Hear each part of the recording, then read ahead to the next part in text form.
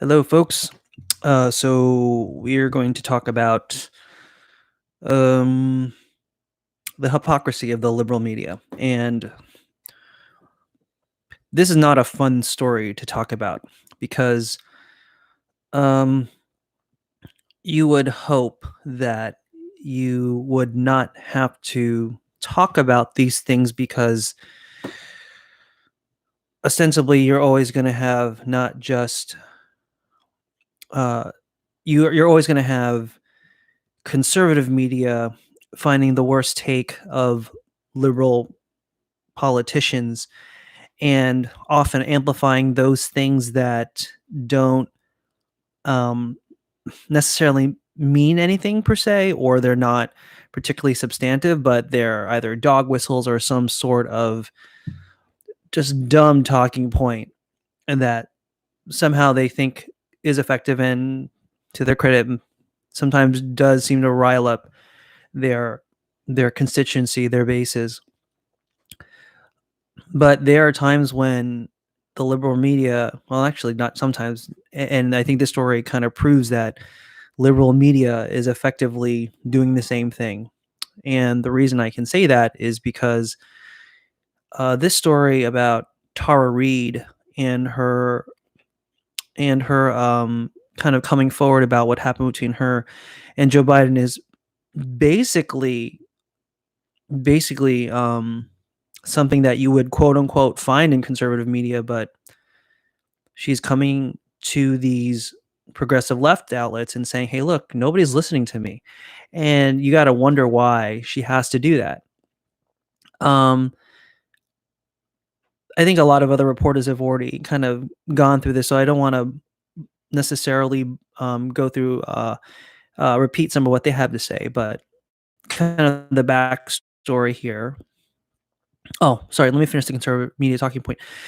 Nobody wants to talk about these stories sometimes because it's a power issue, because we're thinking about, well, conservative media is going to be talking about this, and so why even bring it up, because it's just going to be more food for, no, more cannon fodder for the right wing media to blast Joe Biden. But I would counter that point by simply saying, if you constantly shield people on your side from what's really going on, or rather you put up a front for them just so that they can duck and cover, then you're no better than the right wing media. You're just doing the same thing they're doing.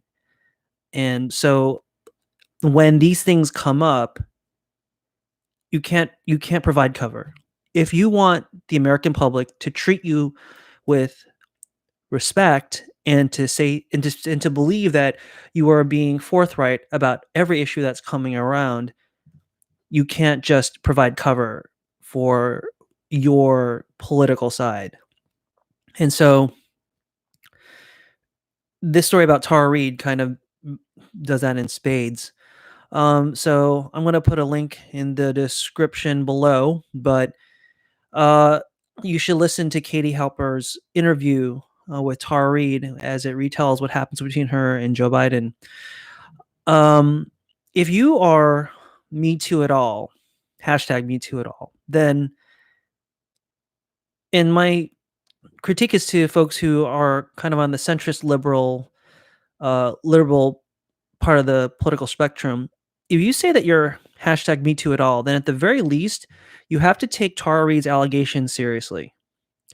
She's one of 8 women, along with Lucy Flores. When Lucy Flores came out last year talking about how Joe Biden had kind of touched her inappropriately. Uh, so for Lucy Flores, you could have seen that as some level of harassment and kind of really crossing the threshold of personal space. I don't think there's any doubt about that. There is video evidence. It's not like, well, not of, I'm not sure about this one, but most certainly, if not of Lucy Flores, it's literally all over. There are clips everywhere. I mean, this is something that people have talked about before in during this campaign cycle, and maybe even before that. Biden just does not know how to keep his personal space. And um, so women have come forward with that, and they're just saying, yeah, this is not cool. And So people have kind of brushed it off and say, "Oh, he's just an old school politician. He's from a different era." Okay, fine. Um, that being said, calling it sexual assault would have probably been excessive. Not so with Reed's story. Full disclosure, this is a content warning. If you listen to the interview, there is most certainly sexual assault going on. Full stop. You listen to that interview, you cannot listen to that interview and cringe at the details of what she says. Now, again, as many other, I think, reputable journalists have said, when it comes to these sort of things, we want to believe in due process and we want to make sure that we listen to the whole side. This sort of thing requires investigation. She has accused this man of sexual assault, and therefore we want to avoid subjecting people purely to the court of public opinion, because that could very easily sway. That could very easily just be, a media circus, and just believing people purely on hearsay, he said, she said. In this case, it's clearly just the two of them. Um, Having said that,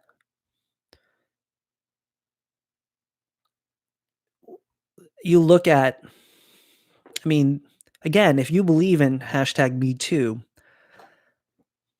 that stuff is out there. Women have been the targets of sexual harassment and assault since the dawn of time. And so this is not this is not abnormal, unfortunately.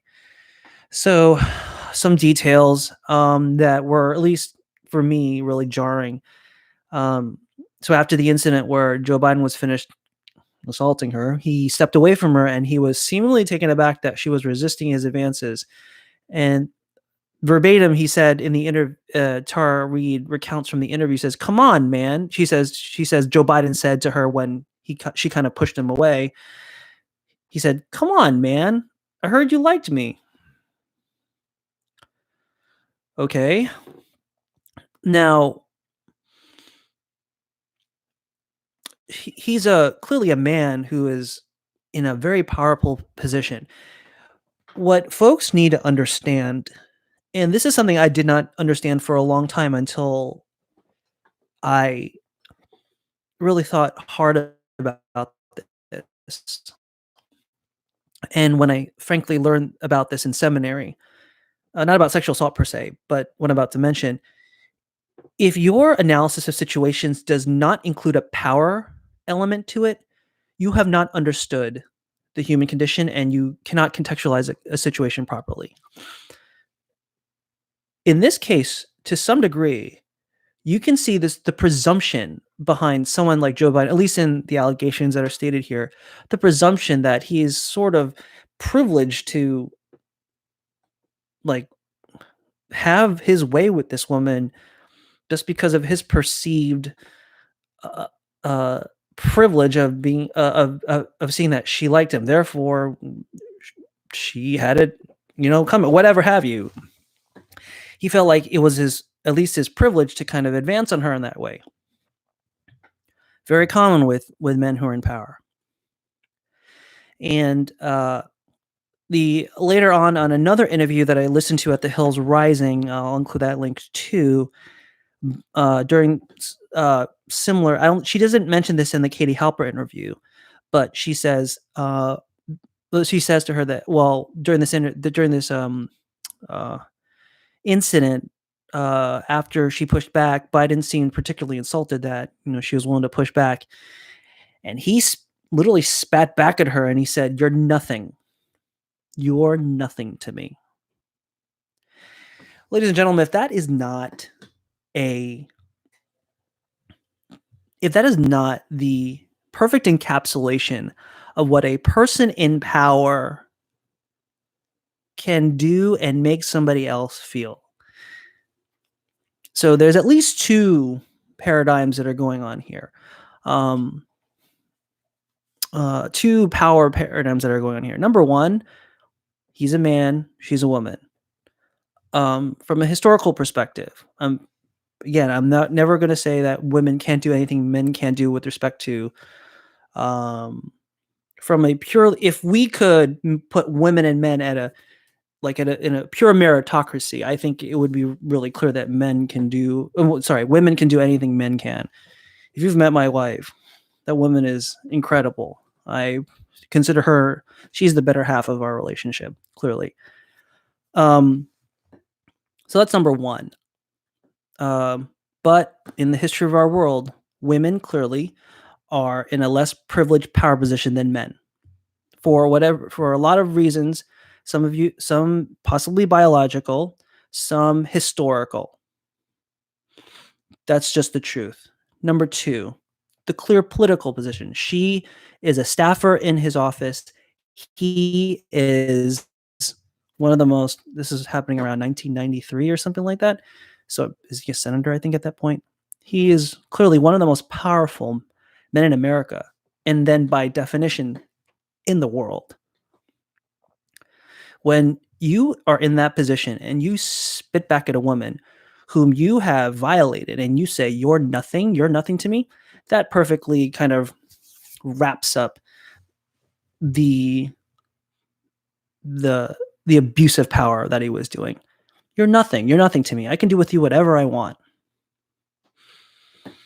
Now, the interesting thing about this to me is when you look at the situation, this is a clear, there's clear analogs, at least in the past few years, between this story and what's going on with Christine Blasey Ford, right? Christine Blasey Ford is recounting a very dark memory of what happened to her. And she sees that someone like Brett Kavanaugh is about to ascend to a very powerful position in the government. And so she feels it is on her. Again, mind you, she has literally, Blasey Ford has no real great incentive to do this.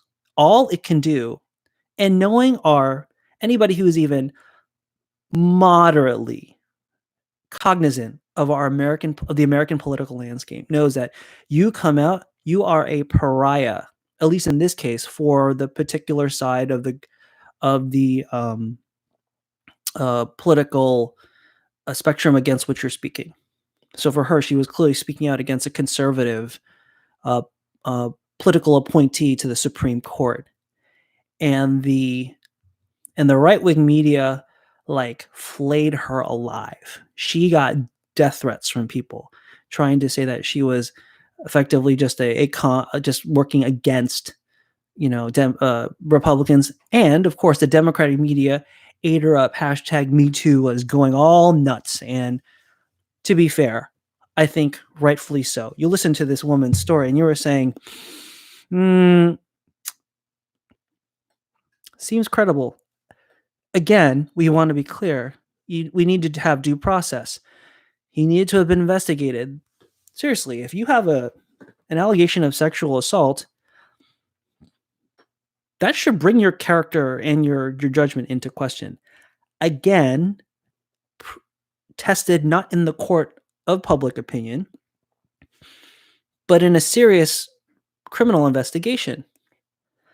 To be fair, I am not sure what the statute of limitations would have been. But putting that aside, if the statute of limitations wasn't up, sorry, dude, you got to go through the ringer. See, what I think a lot of people, let me mention this real quick. When you are a leader, your whole record, your life comes under scrutiny. And anybody who says that it should not does not understand leadership, period. When you are a leader, you are judged by the quality of the decisions you make, the speed of the decisions that you make, and the speed of those decisions. And when you make mistakes, how do you reconcile them? How do you mitigate them? How do you attenuate for them? How do you make up for them, as it were? If you make a mistake, how do you correct? Are you reflective? These are the questions of leadership. And Brett Kavanaugh, in my opinion, failed those because he had no humility and he basically shrugged it off. He acted like a spoiled brat. Period. This is you're going to be a Supreme Court justice. And frankly, I don't care if you absolutely 99.9% deserve it. That 0.1%, you deserve to be scrutinized because you're a leader, you're a public servant. You're going to be making decisions that will reverberate through American legal jurisprudence for the next 40 years. So if you can't handle legal inquiry into your past, then maybe you shouldn't be on the Supreme Court. The reason I say that is because the same applies to Joe Biden. But now the shoe's on the other foot, because now that the target of this accusation is one of the most powerful liberals in America, my question is not even for Joe Biden. If most of you already know, many of you who might be watching this video might have already know my opinion of Joe Biden. He has an awful record. And he stands in stark opposition to his only primary opponent left, Bernie Sanders. And as you probably will guess, I am on the progressive left. I do not think anything of Joe Biden with respect to his policy platform. It is rancid. It is awful. So, having said that, I already don't think Joe Biden's a great candidate to begin with. This just puts a little more sludge in the soup, as it were. But see, here's the thing. Because Joe Biden is apparently at this point the presumptive Democratic nominee, what is the liberal media going to do? Over the past few days, I've been scouring news and Twitter and Facebook for mention of this. I have not seen mention of it pretty much anywhere. One place maybe in Yahoo, and apparently it got moved. It got moved from their lifestyle section to possibly sports. The point that I'm making, though, should be clear. The fact that I have to look for this story when the liberal media literally was up in arms, #MeToo all over the place when Brett Kavanaugh was on trial is one thing, and that's expected. But your moral fiber is not determined by the people you target that you target when they're your enemies. The real test of moral fiber is when you're willing to apply that strategy, when you're willing to apply that moral framework to one of your own. And see, here's the thing. Joe Biden, he has a history. It's not like this is even with Brett Kavanaugh, actually, don't take my word for it. Somebody can find that out for themselves. But from what I understand, Brett Kavanaugh, at least at that point, there may not have been like an ostensible history. Joe Biden has video footage all over the place of him just like facepalm type events, facepalm like moments, and go, what is he doing? I cannot believe he's doing that. So that's the thing. Biden is not above reproach here. But now it's risen to the level of sexual assault.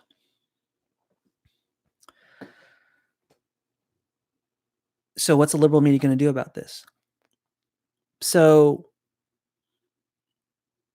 here's I think one of the things I'm thinking about is clearly they're thinking about kind of the political factor in this. It's like, well, he's the presumptive Democratic nominee. Like, what do we do? I mean, but number one, it's clear the liberal media has no love for Bernie Sanders. They think because they know that they can benefit more from a Trump presidency than they can from a Sanders presidency. Because Sanders, in a way which is similar to Trump, that Sanders will not take bullshit from the media. He will just call them out for what they're doing. Having said that, I can understand that for some of these folks, some of it may be well-intentioned political motivation. Meaning, why would I try to endanger my own candidate or the candidate that I feel like would be way better than Trump? And let's be clear, excuse me. Let's be clear. Biden would be better.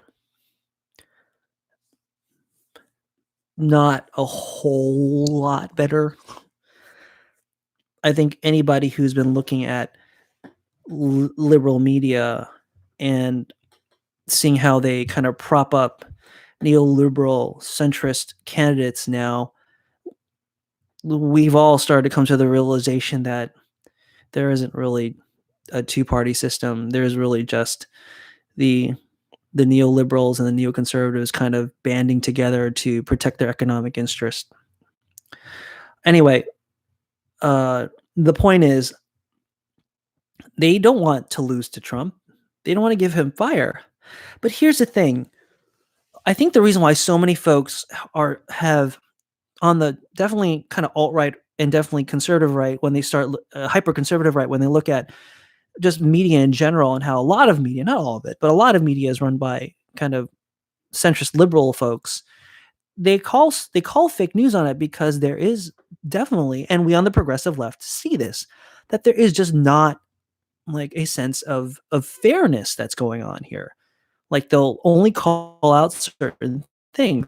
And again, if you want people to take you seriously, you gotta tell the whole truth. You can't just tell only part of the truth. Because when you only tell part of the truth, people are always wondering if you are what your agenda is. See, what I like about the progressive left is that the progressive left is very, very, very clearly, they're really clear. We are clear about what our political agenda is. We are but a lot of what both right wing and kind of centrist liberal media do is that they pretend that they're objective, like Fox News, fair and balanced, right?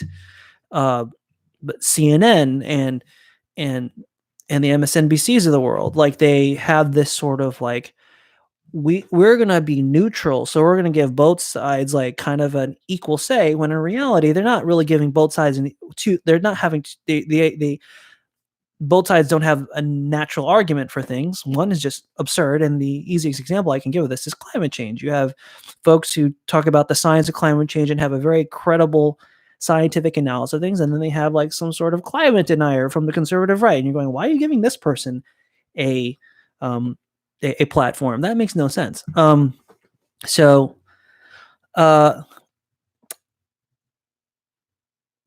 in that regard, it's hard when you look at liberal media and for anybody who is even moderately apolitical or sort of centrist right or right wing, and you go, well, I don't know why should I believe these guys? They're clearly partisan.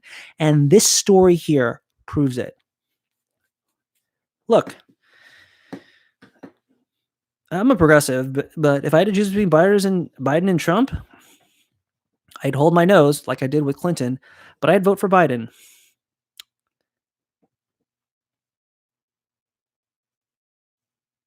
He's better. But if you sweep his stuff under the rug and then people don't believe you, that's not my fault. It's the fault of a candidate who's already awful.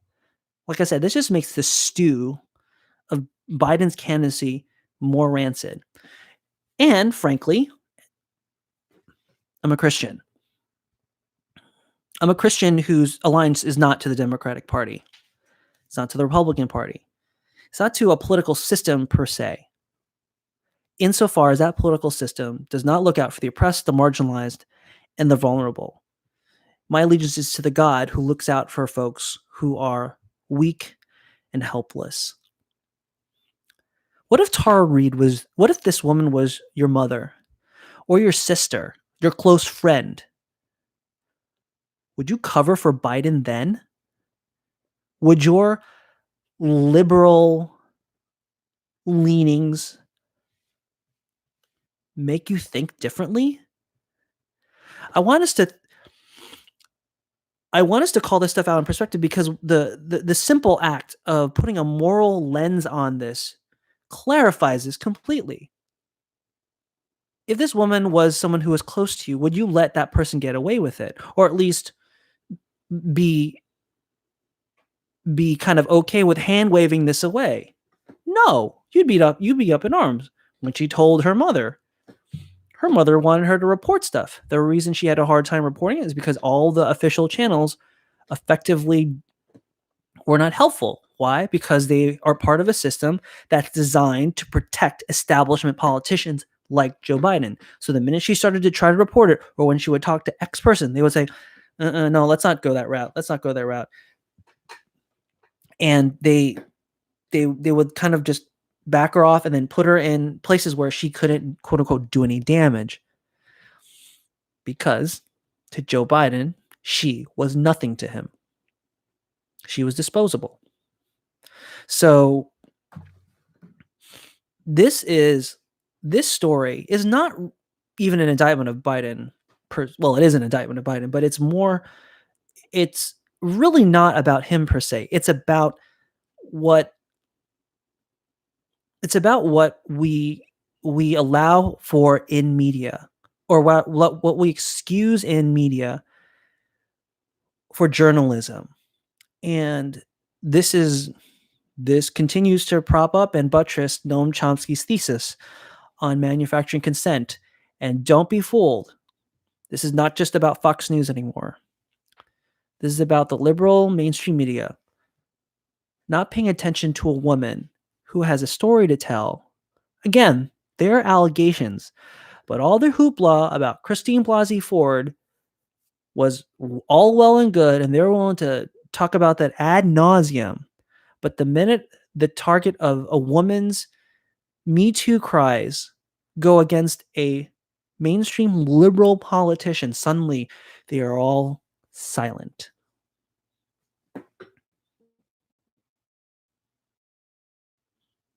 Think about it, folks. The truth matters. Pursue it.